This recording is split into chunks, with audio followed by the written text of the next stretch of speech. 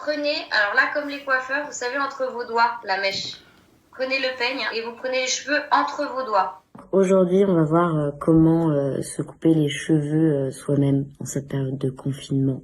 Beaucoup de gens sont en détresse capillaire et je vois beaucoup de massacres et ça me fait très mal au cœur. Moi, je vais vous conseiller de le faire, mais pas seul. Faites-le plutôt à deux parce que tout seul, on peut pas faire grand-chose. Faites juste, par exemple, les pointes, une belle ligne droite et ça sera très très bien sans partir dans des idées forcément de dégradé. Donc il va falloir évidemment des ciseaux. Les ciseaux à la maison en général on a quoi? Des ciseaux pour les ongles, des ciseaux pour couper le poulet, des ciseaux pour couper le papier.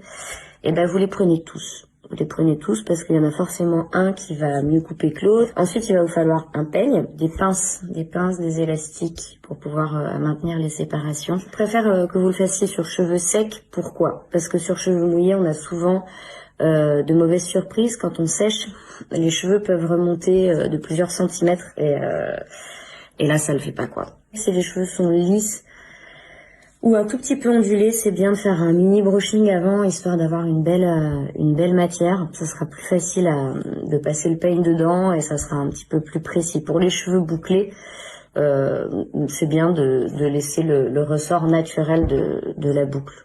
Je vous conseille de baliser l'espace avec du sac plastique, sac poubelle, grand sac poubelle.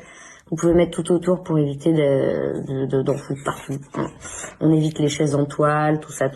Si vous coupez une brune, c'est bien de lui faire porter un haut clair de façon à pouvoir voir très distinctement la ligne. Et inversement, si vous êtes blonde, mettez un pull plutôt noir.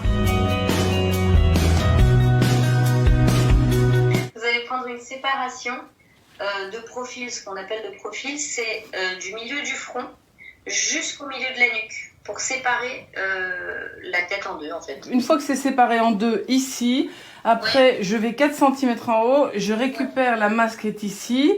Exactement. Je laisse juste ça et j'attache avec la pince les deux masses ensemble, c'est ça? Exactement. Okay. On étale bien la mèche et ensuite on va venir couper tout droit.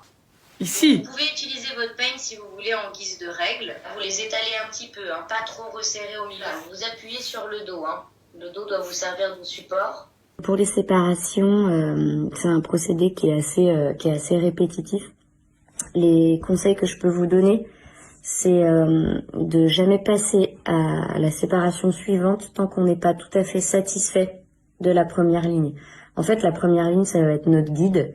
Et ça va être vraiment la règle à suivre. Donc si c'est raté, si c'est un peu penché, toute la coupe sera ratée. Passer à la section supérieure, donc à peu près 2 cm au-dessus. En fait, l'idée, c'est que vous puissiez voir, une fois que vous avez relâché la section suivante, ce que vous avez fait en dessous. Je comprends. Si vous ne voyez pas votre ligne de guide, c'est que la séparation est trop épaisse. Et donc prenez bien le temps de construire votre première ligne proprement.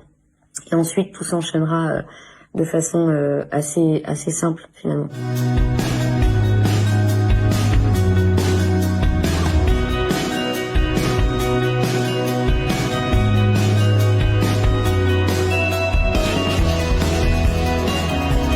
Et la tête en avant, là, vous allez voir qu'il va y avoir plein de choses qui vont dépasser. Donc là, ce qui est pas mal, vous voyez, c'est de prendre les ciseaux, les petits, c'est sûr. Vous allez venir comme ceci, totalement parallèle aux cheveux, pour enlever ce qui dépasse de la ligne.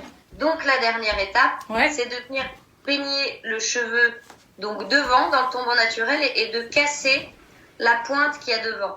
Exactement, super, trop bien.